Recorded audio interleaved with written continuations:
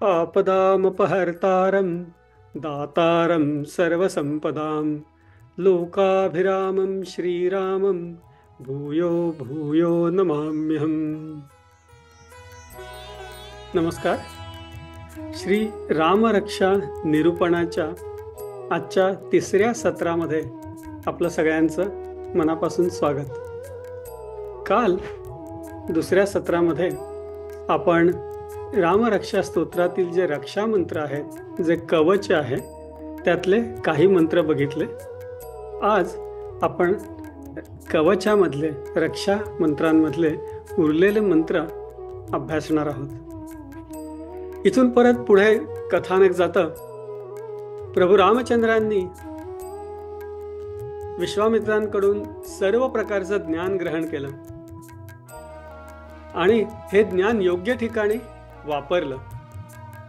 आता ज्ञानाचा वापर जेव्हा होतो, आपल्याला जेव्हा एखाद्या व्यक्तीचं ज्ञान किती आहे, तो किती हुशार आहे हे जाणून घ्यायचं असेल, तेव्हा आपण बघतो की तो कसा बोलतोय, किंवा एखाद्या माणसाच्या बोलण्यावरनं त्याची विद्वत्ता प्रकट होत असते. म्हणून पुढे इथे असं म्हटलेलं आहे की जेव्हा विद्यानिधी पातू, विद्यानिधी रामानी माझ्या जिव्हेचं रक्षण करत. विद्यानिधी म्हणजे विद्येचा खजिना, म्हणजे ज्यांच्याकडे प्रचंड विद्या आहे आणि ती विद्या कशी वापरावी याची समजही त्यांना आहे, अशा प्रभू रामचंद्रांनी माझ्याही जिव्हेचं रक्षण करत. आपल्याला माहिती, आपण म्हणतो की जिव्हा किंवा जीभ हे सरस्वतीचं निवासस्थान आहे. आपण असे शब्दप्रयोग ऐकतो की त्यांच्या जिभेवर सरस्वती नांदत होती किंवा सरस्वती नाचत होती. म्हणजे इतकी त्यांची विद्वत्ता होती की जणू काही सरस्वतीच, जी विद्येची देवता आहे, ती त्यांच्या मुखातून सगळं ज्ञान प्रकट करत होती. तर असे जे प्रभू रामचंद्र होते की ज्यांनी सगळ्या विद्या ग्रहण केल्या होत्या, उत्तम रीतीने ग्रहण केलेल्या होत्या, ज्यांच्या जिभेवर सरस्वतीचा वास होता, अशा प्रभू रामचंद्रांनी माझ्याही जिव्हेचं रक्षण करत. म्हणून इथे म्हटलेलं आहे, जेव्हा विद्यानिधी पातू, माझ्या मुखामध्ये किंवा माझ्या जिव्हेवर जर प्रभू रामचंद्र असतील, प्रभू रामचंद्रांची सत्ता असेल आणि त्यांचं नियंत्रण असेल, तर माझ्याकडून कधीही गैर शब्द उच्चारले जाणार नाहीत. आणि गैर शब्द जर उच्चारले गेले नाहीत तर अर्थातच माझं कोणाशी भांडण होणार नाही, कुठल्याही प्रकारचे कलह होणार नाहीत, मी कोणाला शब्दांनी दुखावणार नाही. हेही तितकंच महत्त्वाचं आहे. पुढे म्हटलेलं आहे, कंठम भरतवंदितः, भरताला अत्यंत वंदनीय असलेले जे प्रभू राम आहेत, त्यांनी माझ्या कंठाचं रक्षण करत. असं का म्हटलेलं आहे? आपल्याला माहिती आहे की भरत जेव्हा आजोळहून परत आला तेव्हा प्रभू रामचंद्र वनवासात निघून गेलेले होते. जेव्हा भरताला हे कळलं आणि आपल्या मातेनी हे कळवलंय हे जेव्हा त्यांना कळलं, तेव्हा भरत अत्यंत रागावले होते. आपल्या आईच्या अंगावर ते एवढ्या जोरात ओरडले की त्यांचं स्वरयंत्र खराब झालं. त्यांनी मातेची प्रचंड निंदा केली. आणि याच्यामध्ये असाही एक भाग आहे, मातेची निंदा करण्याचं पातक त्यांना लागलं आणि त्यामुळे त्यांचं स्वरयंत्र खराब झालं. आपल्या इतिहासामध्ये मातेची निंदा करणारा भरत हा एकमेव पुत्र असेल, पण अशा कारणांमुळे त्यांचं स्वरयंत्र खराब झालं. आणि आपल्याला माहिती आहे, स्वरयंत्र खराब झालं की ते दुरुस्त होत नाही. परंतु जेव्हा त्यांनी प्रभू रामचंद्रांची भेट घेतली तेव्हा असं वर्णन आहे की प्रभू रामचंद्रांची आणि भरतांची गळाभेट झाली. आणि जेव्हा ही गळाभेट झाली तेव्हा प्रभू रामचंद्रांनी योगिक शक्तीद्वारे भरतांचा कंठ दुरुस्त केला. तर भरतांचा कंठ ज्यांनी दुरुस्त केला, अशा या प्रभू रामचंद्रांनी माझ्याही कंठाचं रक्षण करो. म्हणून इथे असं म्हटलेलं आहे, कंठम भरतवंदितः. तिथून पुढे म्हटलेलं आहे, स्कंधौ दिव्यायुध पातू, ज्यांनी दिव्य आयुध धारण केलेली आहेत, शस्त्र अस्त्र धारण केलेली आहेत, अशा प्रभू रामचंद्रांनी माझ्या खांद्यांचं रक्षण करो. कारण कुठलीही शस्त्र ही साधारणपणे खांद्यावर धारण केली जातात. प्रभू रामचंद्रांकडे अनेक शस्त्र आणि अस्त्रांचं ज्ञान होतं. अनेक दिव्य आयुध त्यांनी धारण केली होती. ही अनेक दिव्य आयुध धारण करण्यासाठी त्यांचे खांदे अत्यंत मजबूत होते. आजही आपण बघितलं तर बरीचशी शस्त्र ही खांद्यांद्वारे चालवली जातात. जरी आपण बंदूक म्हटलं तरी ती खांद्यावरून चालवली जाते. म्हणजे बंदूक चालवण्यासाठी सुद्धा आपले खांदे बळकट किंवा सक्षम असावे लागतात. अशी अनेक दिव्य आयुध ज्यांनी धारण केली होती त्यांचे खांदे किती प्रचंड मजबूत असतील विचार करा.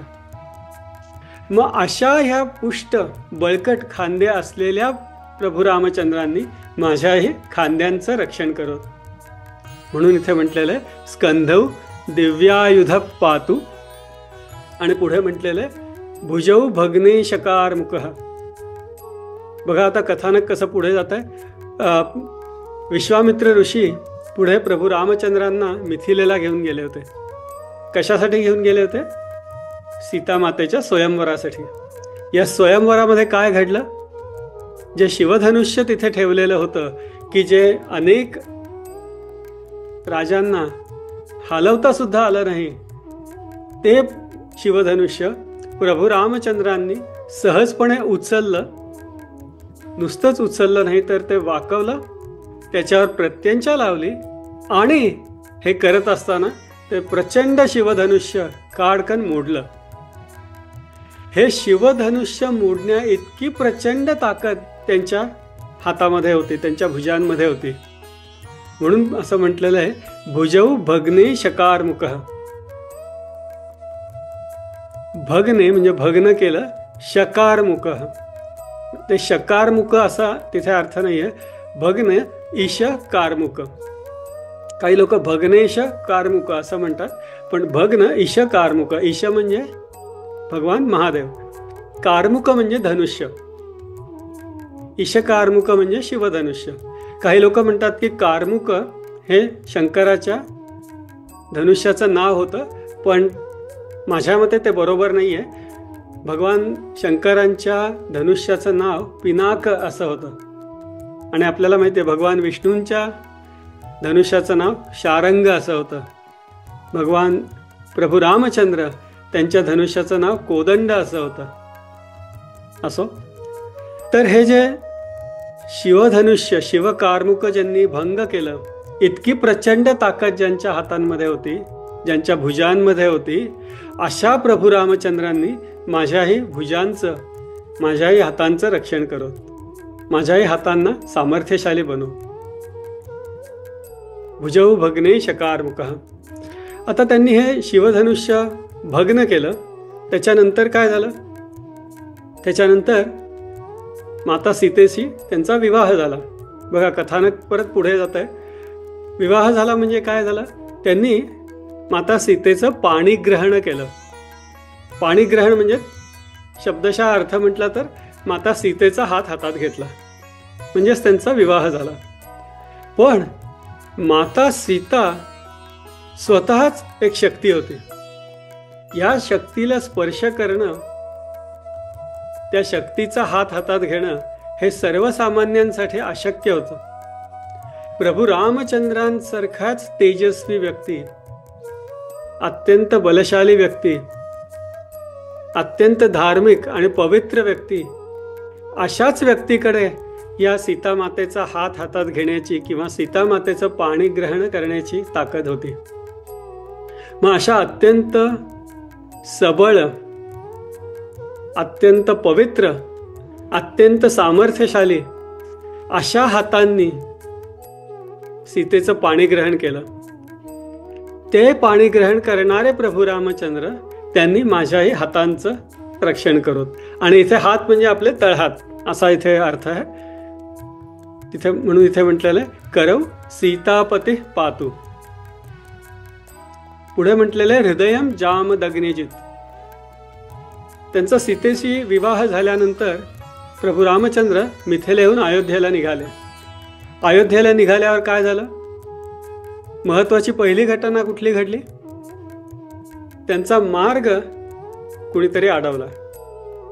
कुणी अडवला? जमदग्नींचे पुत्र परशुराम यांनी प्रभू रामचंद्रांचा मार्ग अडवला.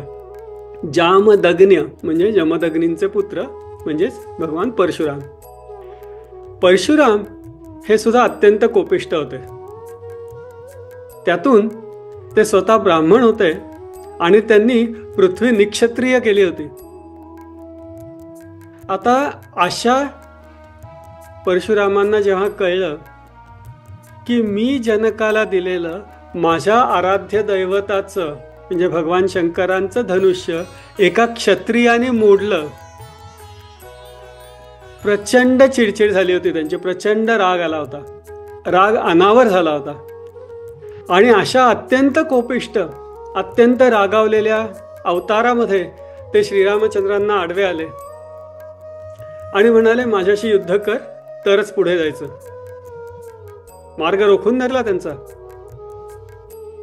आता विचार करा, प्रभू रामचंद्र हे विष्णूचे अवतार, तसंच भगवान परशुराम सुद्धा विष्णूचेच अवतार. या दोन विष्णूच्या अवतारांनी एकमेकांशी युद्ध केलं असतं तर काय भयंकर परिस्थिती निर्माण झाली असती. महाप्रलय ज्याला म्हणतो त्यापेक्षाही भयंकर परिस्थिती निर्माण झाली असती. दोघांकडेही प्रचंड सामर्थ्य होतं. दोघांकडेही दिव्य आयुध होती. शस्त्र अस्त्र विद्येमध्ये दोघंही पारंगत होते. अशा दोन विष्णूच्या रूपांनी जर एकमेकांशी किंवा विष्णूच्या अवतारांनी एकमेकांशी युद्ध केलं असतं तर अत्यंत कठीण परिस्थिती निर्माण झाली असती. हे रामचंद्रांना माहीत होतं. त्यामुळे त्यांनी हे युद्धाचं आव्हान स्वीकारलं. पण त्यांनी जामदग्न्य परशुरामांच्या हृदयात जो राग होता, जो क्रोध होता, तो शांत केला. परशुरामांच्या हृदयावर त्यांनी विजय मिळवला. त्यांचं हृदय शांत केलं. असे जे प्रभुराम ज्यांनी परशुरामांचं हृदय जिंकलं, त्या प्रभू रामचंद्रांनी माझ्याही हृदयाचं रक्षण करो. म्हणून इथे म्हटलंय हृदयम जामदग्निजित. आता परशुरामांचं हृदय जिंकलं. त्याच्यानंतर प्रभू रामचंद्र अयोध्येत आले. त्याच्यानंतर त्यांना वनवासात जायला लागलं. ह्या वनवासामध्ये अनेक राक्षसांचा त्यांनी संहार केलेला आहे. अयोध्या आणि लंका याच्या मधोमध पंचवटी भागामध्ये त्यांनी खर नावाच्या एका राक्षसाचा वध केला. हा वध त्यांनी त्यांच्या मार्गाच्या मधोमध केला. म्हणून इथे पुढे असं म्हटलेलं आहे मध्यम पाहतो खरध्वंसी. खर आणि दूषण वगैरे जे राक्षस होते त्याचा वध ज्यांनी त्यांच्या मार्गक्रमणाच्या मधोमध केला, त्यांनी माझ्याही शरीराच्या मध्यभागाचं रक्षण करो. आपल्या शरीराच्या मध्यभागामध्ये अनेक विकार असतात. खरं याचा अर्थ क्षार किंवा सॉल्ट असाही आहे. दूषण म्हणजे विविध प्रकारचे दोष.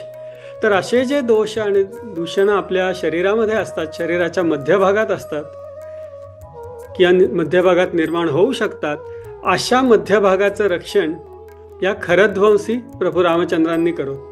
म्हणजे माझ्या पोटामध्ये, माझ्या शरीराच्या मध्यभागामध्ये अशा प्रकारचे दोष निर्माण होणार नाहीत. म्हणून इथे म्हटलेलं आहे मध्यम पाहतो खरध्वंसी. आणि पुढे म्हटलेलं आहे नाभिम जांबवदाश्रय. जांबवंताला, जंबुवंताला जो काही शब्द आपण वापरत असाल, त्यांना आश्रय देणारे जे प्रभुराम, त्यांनी माझ्या नाभीचं रक्षण करो. असं का म्हटलेलं आहे? नाभीचा आणि जांबवंतांचा दोन प्रकारे संबंध आहे. जांबुवंत ब्रह्मदेवाचे पुत्र होते. ब्रह्मदेवाचा जन्म विष्णूच्या नाभीतून झालेला आहे. असे नाभीतून जन्माला आलेल्या ब्रह्मदेवांचे पुत्र, त्यांना जे वंदनीय आहेत, त्यांना ज्यांनी आश्रय दिला आहे, अशा प्रभू रामचंद्रांनी माझ्याही नाभीचं रक्षण करत. हा एक भाग झाला. दुसरा भाग असा आहे आपल्याला माहिती आहे की जेव्हा लंकेवर स्वारी करायची होती तेव्हा असा विषय चालला होता की भरतभूमीवरून किंवा भारतातून लंकेमध्ये जाणार कोण आणि कसं जाणार. आणि त्यावेळेला मारुतीरायांना, हनुमंताला आपल्या शक्तीचं विस्मरण झालेलं होतं. अंगात प्रचंड शक्ती होती, पण त्यांना मिळालेल्या शापामुळे ते विसरून गेले होते की आपल्या अंगामध्ये एवढं प्रचंड शक्ती आहे. जांबुवंतांनी या मारुतीरायाला त्यांच्या शक्तीची आठवण करून दिली आणि ह्या सगळ्या शक्ती ज्या आहेत त्या आपल्या बेंबीच्या मागे एकवटलेल्या असतात. म्हणून आपण म्हणतो ना, कुठली गोष्ट करायला गट्स लागतात. ते गट्स म्हणजे हा पोटाचा भाग, बेंबीच्या इथला भाग. तर ह्या बेंबीच्या भागामध्ये या साठलेल्या शक्ती जांबुवंतांनी जागृत केल्या हनुमंतासाठी. असे ते जांबुवंत आणि त्यांना आश्रय देणारे जे प्रभू रामचंद्र, त्यांनी माझ्याही बेंबीच्या भागाचं रक्षण करू. अशा प्रकारे कथानं काही पुढे सरकत आहे आणि एक एक अवयव आपण रक्षण मागत पुढे पुढे जातोय. पुढे म्हटलेलं आहे, सुग्रीवेश कटी पातू. सुग्रीवाचे ईश जे आहेत अशा प्रभू रामचंद्रांनी माझ्या कटी भागाचं रक्षण करावं. आपल्याला माहिती आहे प्रभू रामचंद्र सुग्रीवाला मदत करण्यासाठी कटिबद्ध झाले होते आणि त्यांनी वालीचा वध करून इथे सुग्रीवाला मदत केली होती. आणि त्याचप्रमाणे नंतर सुग्रीवाने कटिबद्ध होऊन प्रभू रामचंद्रांना मदत केली. याच्यामध्ये एक खूप सुंदर कथानक आहे की राज्य मिळाल्यानंतर सुग्रीव आईश आराम याच्यामध्ये व्यग्र झाला होता आणि आपण दिलेलं वचन तो विसरू लागला होता. परंतु नंतर हनुमंतानी आणि लक्ष्मणाने त्यांच्याशी वार्तालाप केला आणि त्यांना आपल्या वचनाची आठवण करून दिली आणि मग परत ते सुग्रीव प्रभू रामचंद्रांना मदत करण्यासाठी कटिबद्ध झाले. अशा प्रकारे जे प्रभू रामचंद्र सुग्रीवाला मदत करण्यासाठी कटिबद्ध झाले आणि ज्यांना मदत करण्यासाठी सुग्रीव कटिबद्ध झाले, अशा प्रभू रामचंद्रांनी माझ्या कटिभागाचं रक्षण करो. पुढे म्हटलेलं आहे, सख्थिनी हनुमत प्रभू. सख्थिनी म्हणजे आपल्या मांड्यांमधली जी हाडं असतात त्यांना सख्थिनी असं म्हटलं जातं. या सख्थिनीचं रक्षण हनुमंताचे प्रभू असलेले श्रीराम यांनी करावं. हनुमंताच्या प्रभूंनी का करावं? आपल्याला माहिती आहे हनुमंत अत्यंत बलवान होते. हनुमंतांनी एका उडीमध्ये पूर्ण समुद्र पार करून लंकेपर्यंत गमन केलं होतं. अशा हनुमंतांनी एवढी लांब उडी जर मारायची असेल, एवढी जर मोठी झेप घ्यायची असेल, उड्डाण करायचं असेल, तर आपल्या मांड्या सशक्त पाहिजेत किंवा मांड्यांमधली जी हाडं आहेत ती बळकट पाहिजेत. आणि हनुमंतांच्या मांड्यांमधली हाडं अशी बळकट होती. सख्थिनी अत्यंत बळकट होत्या. त्यामुळे हनुमान उड्डाण करून लंकेपर्यंत जाऊ शकले. आणि अशा हनुमंतांचे जे प्रभू होते, हनुमंतांना जे पूजनीय होते, वंदनीय होते, असे प्रभुराम त्यांनी माझ्याही मांड्यांचं आणि मांड्यांमधल्या हाडांचं रक्षण करत. म्हणून इथे म्हटलेलं आहे सख्थिनी हनुमत प्रभू. त्याच्या पुढे म्हटलेलं आहे, उरु रघुत्तम पातु रक्ष कुलविनाशकृत. तर उरु या शब्दांचे दोन अर्थ होतात. उर म्हणजे आपल्या मांड्या, तसंच उर म्हणजे आपले पार्श्वभाग. या दोन्ही अर्थांनी रघुकुळातले उत्तम आणि राक्षस कुळांचा नाश करणारे प्रभू रामचंद्र यांनी माझ्या मांड्यांचं रक्षण करावं. आता मांड्यांचा आणि रघुकुळात उत्तम असलेल्यांचा काय बरं संबंध असेल?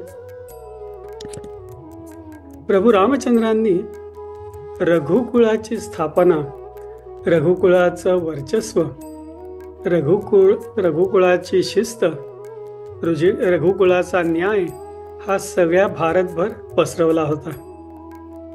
आपल्याला माहिती आहे की जेव्हा प्रभू रामचंद्रांनी वालीचा वध केला तेव्हा वालीने त्यांना विचारलं होतं, माझं आणि सुग्रीवाचं द्वंद्व चालू होतं, या द्वंद्वामध्ये तुम्ही येऊन मला मारलत, हा अधर्म नाही का? तेव्हा प्रभू रामचंद्रांनी त्यांना उत्तर दिलंय की इथे या परिसरामध्ये, पूर्ण भारतामध्ये रघुवंशाचं वर्चस्व आहे, रघुकुळाचं वर्चस्व आहे आणि अशा रघुकुळामध्ये मी कुठल्याही प्रकारचा अन्याय खपवून घेणार नाही. तू तुझा भाऊ जिवंत असताना त्याच्या पत्नीचं हरण केलंस आणि त्याच्या पत्नीचा उपभोग घेतलास, हे अत्यंत दुष्कर्म आहे आणि त्या दुष्कर्मासाठी मी तुला शासन दिलेलं आहे. तर अशा प्रकारे अनेक राक्षस कुळांचा नाश करून रघुकुळाचं वर्चस्व सगळीकडे प्रभुरामांनी प्रस्थापित केलं होतं. आपल्या मांड्या ही आपली बैठक दर्शवतात. प्रभू रामचंद्रांनी रघुकुळाची बैठक भारतभर पसरवली होती किंवा प्रस्थापित केली होती. मग असे प्रभुराम ज्यांनी रघुकुळाची बैठक संपूर्ण भारतात प्रस्थापित केली होती, अशा प्रभू रामचंद्रांनी माझ्याही मांड्यांचं रक्षण करत. पुढे म्हटलेलं आहे, जानुनी सेतुकृत पातू. सेतुकृत, सेतू ज्यांनी करवून घेतला किंवा केला, अशा प्रभू रामचंद्रांनी माझ्या जानुनी म्हणजे गुडघ्यांचं रक्षण करत. आपण सुरुवातीला बघितलं होतं, जानू म्हणजे गुडघा आणि जानुनी हे द्विवचन आहे, दोन गुडघे. माझ्या दोन्ही गुडघ्यांचं रक्षण सेतूची निर्मिती करणाऱ्या प्रभू रामचंद्रांनी करावे. आता असं का म्हटलेलं आहे? ज्याप्रमाणे प्रभू रामचंद्रांनी सेतू निर्माण केला, त्याचप्रमाणे आपल्या शरीरामध्ये सुद्धा गुडघे हे एक प्रकारे सेतू आहेत. आपल्या शरीरातली जर पंचतत्व आपण बघितली तर गुडघ्यापासून खाली पायांपर्यंत पृथ्वी तत्व आहे, गुडघ्यांपासून वर कमरेपर्यंत जलतत्व आहे, कमरेपासून छातीपर्यंत अग्नितत्व आहे, छातीपासून गळ्यापर्यंत वायुतत्व आहे आणि तिथून वर आकाशतत्व आहे. अशा प्रकारे हे 5 तत्व, पंचतत्व, त्यांचं वर्चस्व आपल्या शरीरामध्ये असतं. मग आपल्या शरीरातलं जे पृथ्वी तत्व आहे गुडघ्यापासून खाली आणि जे जलतत्व आहे गुडघ्यापासून वर, या पृथ्वी तत्वाला आणि जलतत्वाला सांधणारा दुवा, सांधणारा पूल, सांधणारा सेतू म्हणजे आपले गुडघे आहेत. मग ज्यांनी हा अशा प्रकारे पूल निर्माण केला, सेतू निर्माण केला, त्याच प्रभू रामचंद्रांनी माझ्या शरीरातल्या सुद्धा या गुडघ्यांचं, की जे सेतू आहेत, पूल आहेत, त्याचं रक्षण करो. म्हणून इथे म्हटलेलं आहे, जानुनी सेतुकृत पातू. आणि पुढे आलेलं आहे, जंघे दशमुखांतकः. दशमुखाचा अंत करणारे, दशमुखांतक, त्यांनी माझ्या जांघांचं रक्षण करत. जांघा हा शब्द 2 प्रकारे वापरला जातो. एकतर आपले गुह्य भाग जे असतात त्यालाही आपण जंघा म्हणतो आणि पोटऱ्यांना जंघा म्हणतात. आपल्याला माहिती आहे, अयोध्येपासून लंकेपर्यंतचा पूर्ण प्रवास प्रभू रामचंद्रांनी पायी केला होता, चालत केला होता. त्यानंतर जेव्हा त्यांचं रावण सेनेशी युद्ध झालं, ते युद्धसुद्धा प्रभू रामचंद्रांनी पायावर उभं राहून केलेलं आहे. त्यांनी कुठल्याही रथावर स्वार झालेले नाही आहेत किंवा कुठल्याही अन्य वाहनावर स्वार झालेले नाही आहेत, तर पायी त्यांनी पूर्ण युद्ध केलेलं आहे.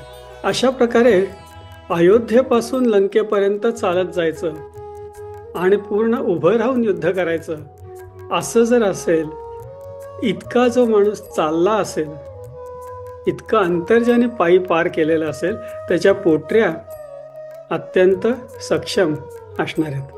अशा प्रकारे प्रभू रामचंद्रांच्या पोटऱ्या अत्यंत भक्कम किंवा सक्षम होत्या, बळकट होत्या. आणि अशा प्रभू रामचंद्रांनी की ज्यांच्या पोटऱ्या बळकट आहेत, त्यांनी माझ्याही पोटऱ्यांचं रक्षण करावं. जंगे दशमुखांतकः, त्यांनी दशमुखाचा अंत त्या युद्धामध्ये केला, जे युद्ध ते पायी लढले. त्याच्या पुढे म्हटलेलं आहे, पादौ विभीषण श्रीद. पादौ म्हणजे पायांचं रक्षण कोणी करू? विभीषण श्रीद. विभीषणाला ज्यांनी श्री दिली. श्री म्हणजे काय? ऐश्वर्य, संपत्ती, सुबत्ता असे अनेक श्रीचे अर्थ आहेत. तर ही जी सुबत्ता किंवा संपत्ती विभीषणाला दिली, अशा प्रभू रामचंद्रांनी माझ्या पायाचं रक्षण करत. आपल्याला माहिती आहे की विभीषण प्रभू रामचंद्रांना शरण आला होता, त्यांच्या पायाशी शरण आला होता. जेव्हा विभीषण रामांना भेटायला आला, तेव्हा इतर सगळ्यांना असं वाटलं की हा शत्रू सेनेतनं आलेला हेर आहे, याला इथे थारा देणं योग्य नाही. परंतु शरणागत आलेल्याला शरणागती देणं हा धर्म प्रभू रामचंद्रांनी दाखवून दिला. त्यांनी सांगितलं की हा मला शरण आलेला आहे, आणि तो जर मला शरण आलेला आहे, माझ्या पायाशी तो आलेला आहे, तर त्याला शरणागती देणं हा माझा धर्म आहे, आणि मी त्याला ती शरणागती देणार. अशा प्रकारे त्यांनी विभीषणाला शरणागती दिली, आपल्या पायाशी त्याला जागा दिली. आणि नंतर जेव्हा युद्ध झालं, युद्धामध्ये प्रभू रामचंद्रांचा विजय झाला, त्याच्यानंतर लंकेचं राज्य त्यांनी स्वतःकडे ठेवलं नाही. ते राज्य त्यांनी विभीषणाला देऊन टाकलं. त्या राज्याच्या द्वारे, ज्याला आपण श्री म्हणू शकू, अशी सगळी संपत्ती, सुबत्ता, या सगळ्या गोष्टी त्यांनी विभीषणाला दिल्या. अशा प्रकारे विभीषणाला सगळी संपत्ती ज्यांनी दिली, जो विभीषण त्यांच्या पायाशी शरण आला होता, म्हणून त्याला सगळी संपत्ती ज्यांनी दिली, सगळी सुबत्ता ज्यांनी दिली, अशा प्रभू रामचंद्रांनी माझ्याही पायांचं रक्षण करो. आता हे सगळं पूर्ण शरीर आपलं आपण बघितलं. शरीरातल्या सगळ्या अवयवांसाठी आपण रक्षण मागितलं. शेवटी इथे आता म्हटलेलं आहे, पातु रामो खिलम वपु. पातु रामो अखिलम वपुः. प्रभू रामचंद्रांनी माझ्या अखिल म्हणजे संपूर्ण, वपू म्हणजे शरीराचं रक्षण करा. म्हणजे हे जे मी आता वर्णन केलं, मस्तकापासून पायापर्यंत, याच्यामध्ये जर कुठल्या अवयव राहिले असतील, बाकी काही गोष्टी राहिल्या असतील, तर या सगळ्यांचं रक्षण रामाने करू. इथे या रक्षामंत्रांमध्ये फक्त एकदा आणि शेवटी राम हा शब्द आलेला आहे. इतर प्रत्येक ठिकाणी प्रभू रामचंद्रांची विशेषणं वापरलेली आहेत की जी त्यांच्या कार्याशी निगडीत आहेत, आणि ते कार्य शरीराच्या संबंधित अवयवांशी निगडीत आहे. अशा प्रकारे प्रभू रामचंद्रांचे निरनिराळे पराक्रम, निरनिराळी विशेषणं वापरून आपण प्रभू रामचंद्रांना प्रार्थना केली आहे की आपल्या शरीरातील विविध भागांचं, विविध अवयवांचं त्यांनी रक्षण करावं. इथे श्री रामरक्षा स्तोत्र मंत्राचा कवच भाग किंवा रक्षा मंत्र जे आहेत ते इथे संपूर्ण झालेले आहेत. इथून पुढे आता फलश्रुती आहे. ही फलश्रुती आणि त्याच्यानंतर असलेली श्रीरामस्तुती आपण पुढच्या भागात पाहणार आहोत. नमस्कार. आपदामपहर्तारं दातारं सर्वसंपदां लोकाभिरामं श्रीरामं भूयो भूयो नमाम्यहम्.